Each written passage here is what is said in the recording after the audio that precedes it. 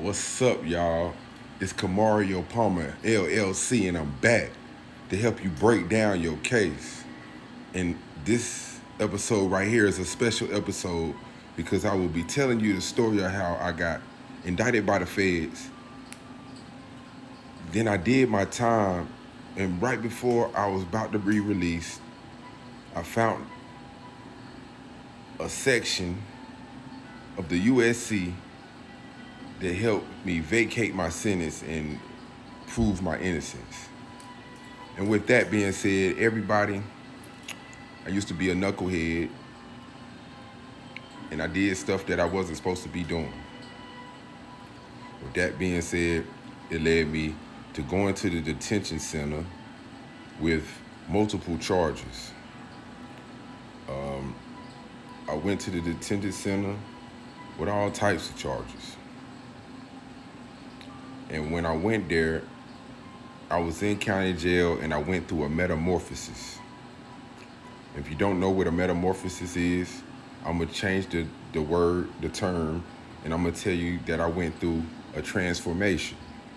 If you don't know what a transformation is, I don't know if you can keep up with what I'm talking about. But with that being said, I transformed and I became the man that I am today. And so let's get into it. I was lifting weights in the county jail. I know some of you gonna be like, hold up, KP, Kamario Palmer, there's no weights in the county jail. You're right. We have to make our own weights in the county jail. And with that being said, I found myself for 100 days straight, y'all, lifting weights with books, big, thick, heavy books covered in pillowcases. And I was getting in shape. I was doing sit-ups, Mike Tyson squats and shit like that, trying to get stronger so that I could defend myself because I may get ready to do some time, right? So one day I was frustrated. I was in the county jail, doing things that I may have not supposed to have been doing. And I pulled the books out of my weights and I looked, and it was the Georgetown Journal. If you don't know what that is, the Georgetown Journal is like a summary of laws and stuff like that that can help you study so that you can get out of prison. I also seen books like court procedures and stuff like of that nature. And it was a super thick book called Business Management in there. So every day I began to break down these books because I had a secret talent to read at a higher speed than the average man and retain the knowledge. And so I read this business management book in a short amount of time. I read these court procedural books in a short amount of time, y'all. I'm talking about maybe in a matter of days here.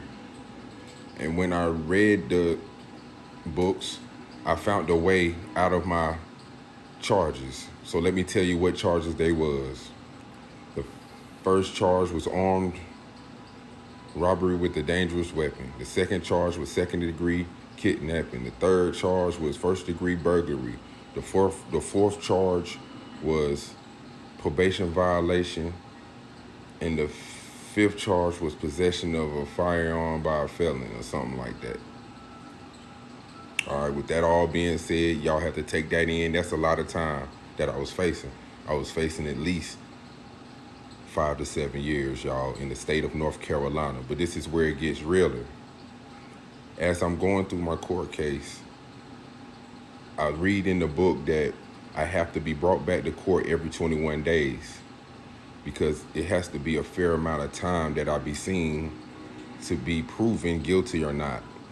So once I exposed that loophole, y'all, I went and remember, y'all, at this point in time, I wasn't activating as a secured party. I wasn't activating as a sovereign or anything of that nature. Right as of this moment, at that time right there, I was just a young goon, a young ignorant goon that just started studying law. And if y'all want to know the time frame of when I first started learning law, y'all, the first charges that I ever beat on my own.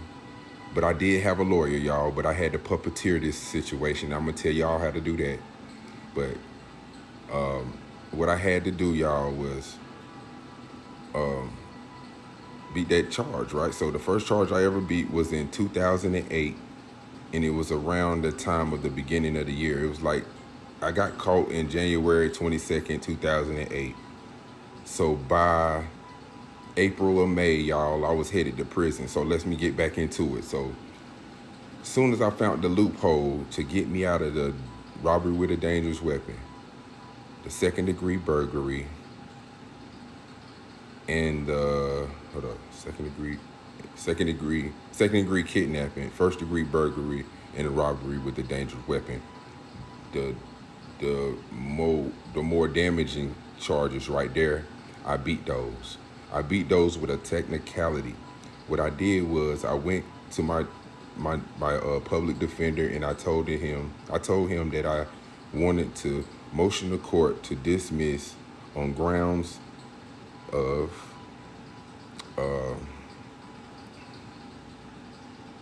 I haven't been called into court hearings every 21 days. And for some reason, y'all, it worked. And I'm going to tell you the reason why it worked. The reason why it worked was because the state of North Carolina was so quick to sell my bonds to the feds that they wasn't really trying to, they seen that they didn't have the evidence to press the issue. So they didn't want to go to trial against me because I had been in the county jail studying, and I let them know that I'll take that shit to trial. And they could have fought me, and they could have won because at this time I was still a rookie. But what they did was they granted my motion to dismiss through my public defender, y'all. And what he did was told me that my bond had been reduced due to the fact that all those 3 charges came off. So that left me with probation violation and firearm by felon in the state of North Carolina, y'all. So this is what they did to me. Once I seen that my bond had reduced to 0, and all I had to do was my probation violation, which was a suspended sentence of 6 to 8 months. What I did was activated my probation violation, and I went to prison and did my time at state prison, y'all. So 6 to 8 months later, y'all, for 6 to 8 months, I'll be in the state prison. While I was in state prison, I got a visit from a federal prosecutor's office. He told me that I was indicted for 922G, a federal firearm charge, because I was caught on state with a firearm and I was already a felon, y'all.